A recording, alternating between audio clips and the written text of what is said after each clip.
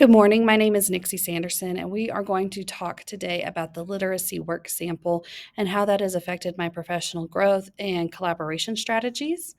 When I began this practicum with my mentor, who is also my principal, we sat down and we established some norms for how we would proceed, including how often we would meet, which was at least once a week, though realistically, we spoke more than that, several times a week.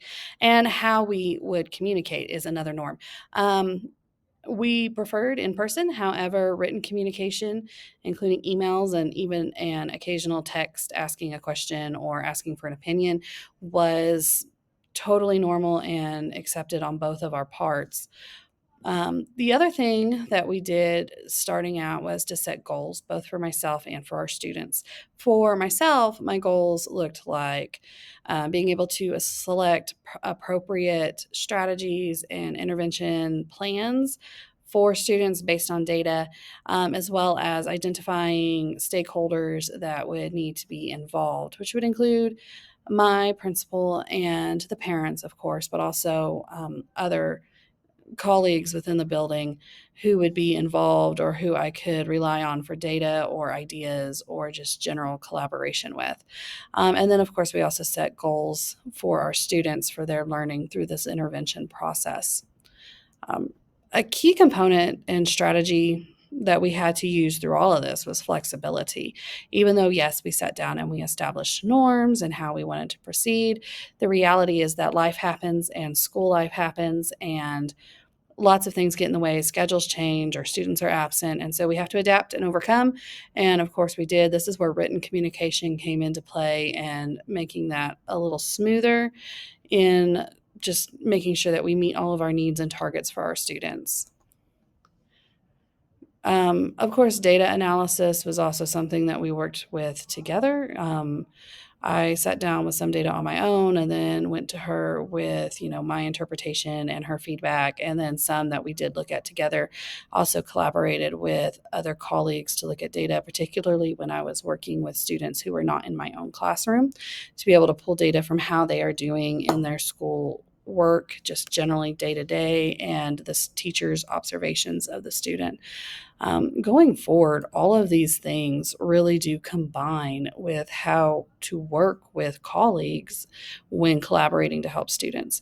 And that looks that way, whether that is in a role as literacy specialist or coach, but also just as a teacher. We share a lot of students, we share a lot of responsibilities. It's good to be able to be flexible, have some norms, have professionalism, and come at collaboration in a mindset that benefits the students, that brings together the best of what we all can bring to the table to come up with strategies and plans to help our students. As I've looked through this, it really brings me to some of our policies regarding literacy, and things that help our students succeed. In the state of Texas, there's not a mandatory retention policy based on any particular grade. However, for younger students up through the third grade, the parent does have the right to request that their student restart a grade the next year. Literacy in and of itself is not the key component to that, although it is a component to that. Locally, within our own district, we don't have a set standard that if, say, a student does not pass this test, then they have to repeat. We don't have anything like that. However, those things do come into consideration. So if a student fails their state assessment, we will look at that, but also look at how are they doing in their classwork. We will look at social emotional considerations. We will look at other learning exceptionalities that should be considered, and we will look at the parents' considerations and thoughts on the matter as well. And all of that will go into the decision making when we are deciding if a student should repeat a grade. For programming, one of the things that is really near and dear to my heart is literacy support for students from low income or from families where they are potentially the first generation to graduate. There are still many kids in that situation. The state of Texas ranks 42nd in literacy nationally. We do have dyslexia screening. There are allotments for ELL and dyslexia programming, monetarily speaking.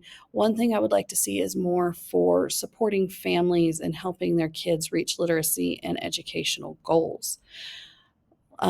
Locally, one of the things that we have done recently in our own school, which is rural and low income, is a parent math night for our early elementary students. One thing I would like to see us do next year, and I seem to have a little support for right now, is to put together a similar literacy night, a family reading type of night locally to help support literacy, to help parents learn things that they can do at home to help their kids and support their kids. And I think this would be a big collaborative effort, but I really think it would be worth it. And I think it's something that would be embraced. And I base that off of how well our math night was embraced. I feel like we can do the same. For my own personal reflection, taking the time through this literacy work sample to write down revisions and think it through in that way really helped me with my reflection process. I think because it made me just slow down. We have so many things that we have to do on any given day. We all wear a lot of hats, but taking that time to really pause and think it through and write it down was very influential in my decision-making process and something that I really need to focus on going forward in the future for my own practice, whether in literacy specialist or just generally in the classroom. So that part of the process was very beneficial for me and something that I will take along with me going forward.